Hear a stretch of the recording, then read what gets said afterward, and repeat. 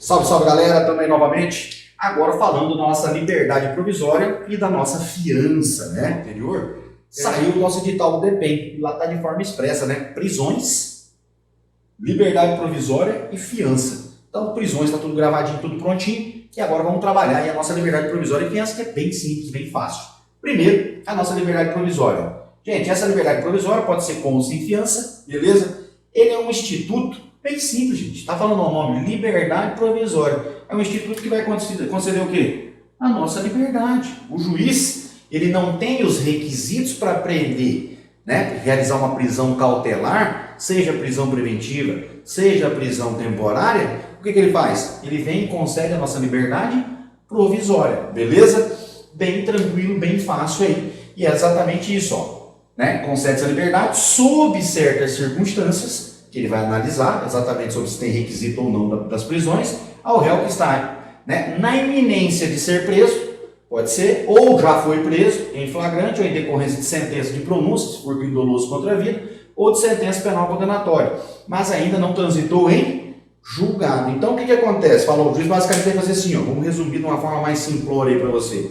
Ele vai fazer o seguinte, ó, eu não vou lhe prender, eu vou lhe conceder a liberdade, mas é uma liberdade ao nome. Ela é provisória. Por quê? Porque se houver um trânsito julgado lá da sentença que te condena, aí você vai ter que cumprir sua pena. Então, por enquanto, você vai responder o seu processo em liberdade, mas uma liberdade que ela é provisória. Poderá perdê-la na frente. Tá joia? E é bem simples. E aí, para conceder essa liberdade, é necessário analisar os requisitos legais do 311 e 312, beleza? Que seria o quê? A nossa prisão preventiva. Em outras palavras, a liberdade provisória é incompatível com a prisão preventiva. Se você tem os requisitos da prisão preventiva, então você não pode receber a liberdade provisória. Você vai ser preso preventivamente. Ah, eu não tenho os requisitos da prisão preventiva. Então, logo, eu vou receber minha liberdade provisória. Fechou? Tranquilo? Liberdade provisória, basicamente é isso. Bem simples aí. Estudamos em aulas anteriores, né? Por exemplo, do flagrante que ele fala aqui, ó. Quando a pessoa é presa em flagrante, o juiz recebe os autos lá. Lembra que ele fazia uma análise? Se o flagrante era ilegal, ele relaxava a prisão. Se fosse legal, ele verificava se tinha os requisitos da prisão preventiva. Se não tivesse requisitos, ele vinha fazer o quê? Concedia liberdade provisória. Chave de ouro? Então, bem tranquilo na nossa liberdade provisória aí. Ó.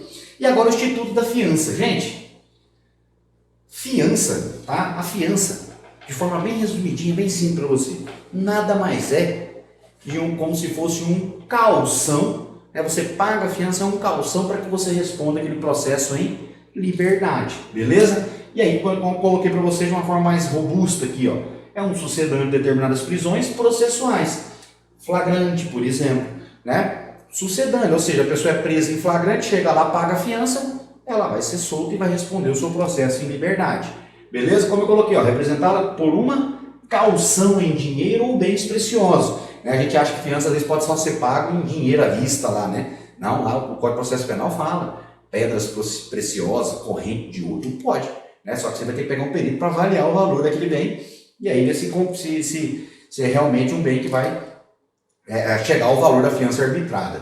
Tranquilo? E aí você vai estar substituindo e respondendo aquele processo em liberdade. Outro ponto importante, destaque-se ainda que a fiança visa também, olha que legal isso aqui, ó. Primeiro ponto eu coloquei, pago a fiança para que eu possa responder aquele processo de liberdade, mas não é só isso que a fiança serve. Visa também assegurar, na hipótese de condenação, o pagamento das custas do processo, ou seja, o dinheiro que você deu de fiança vai ser descontado das custas do processo, eventual multa, caso tenha sido aplicada a multa também na sua pena, e, se possível, ainda indenização da vítima ou sua família pelo dano causado pelo crime que você cometeu.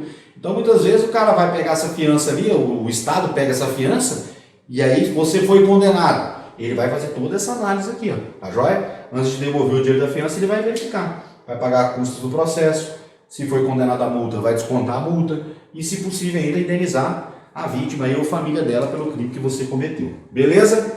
Observação importante. Nos crimes que se livra solto, em regra, nos crimes de menor potencial ofensivo, não será arbitrada a fiança, né? Então veja que se for o crime de menor potencial ofensivo, aquele que a pena máxima não supera 2 anos, a gente não lavra flagrante, por exemplo. A gente faz um TC que ele vai comparecer em juízo, falamos isso em aulas anteriores.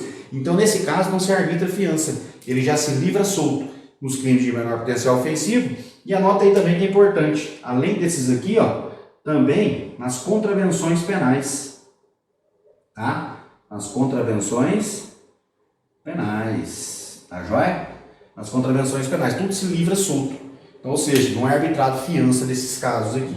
Mas eu disse também como regra, cuidado, se for um crime de menor potencial ofensivo no âmbito da Maria da Penha, nesse caso é lavado flagrante e é arbitrada fiança. Por isso que eu coloquei como regra, porque tem exceção da Maria da Penha aí. Mas como regra, menor potencial ofensivo e contravenção penal, livra solto, não se arbitra fiança para isso. Salvo se for no âmbito da Maria da Penha. Tranquilidade, simples, sequência da nossa fiança aí, ó. Tá? Hipóteses agora que não será concedida fiança.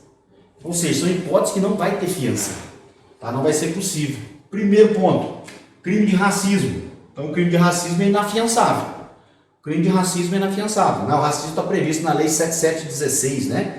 De 1989, se não me engano. Não é possível. Crimes de tortura, 9455 de 97. Tráfico ilícito de entorpecentes e drogas afins, 11.343 de 2006. Terrorismo e os definidos como crimes hediondos da lei, né? 8.072 de 90. Todas essas hipóteses aqui são crimes inafiançáveis. Crimes cometidos por grupos armados, civis ou militares contra a ordem constitucional e o Estado democrático também é crime inafiançável. Beleza? Então essas aqui são as hipóteses aqui que o 323, artigo 323, traz para nós que não será possível arbitrar a fiança porque são crimes inafiançáveis. Isso, inclusive, está na Constituição Federal, né? No nosso artigo 5º, trata aí dos crimes inafiançáveis lá. O 324 também, ele fala que não será igualmente concedida fiança aos que mesmo, olha lá, aos que no mesmo processo tiverem quebrado a fiança anteriormente. Às vezes o cara quebrou a fiança, né? Às vezes ele quebrou a fiança concedida lá, infringiu aí, sem motivo justificado, e aí, nesse caso, não será concedida fiança novamente. Também aqui, inciso segundo, em caso de prisão civil militar. Gente, prisão civil hoje é bem tranquilo. Qual que é a prisão civil que nós temos hoje no Brasil? Né? Hoje nós temos só uma, que é a deixar de pagar alimentos, pensão alimentícia.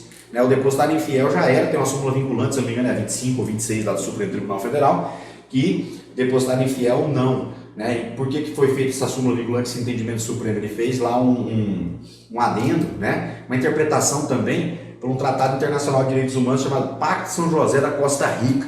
E lá no Pacto de São José da Costa Rica, salvo engano, no seu artigo 20, ele diz lá que a prisão civil será só por inadimplência, né? de alimentos, de pensão alimentícia. Então, prisão civil, né? Se prender o cabo do alimento, não vai ter fiança. Porque é o seguinte, essa prisão civil aí por cabo que não pagou a pensão alimentícia é para obrigar ele a pagar, pô.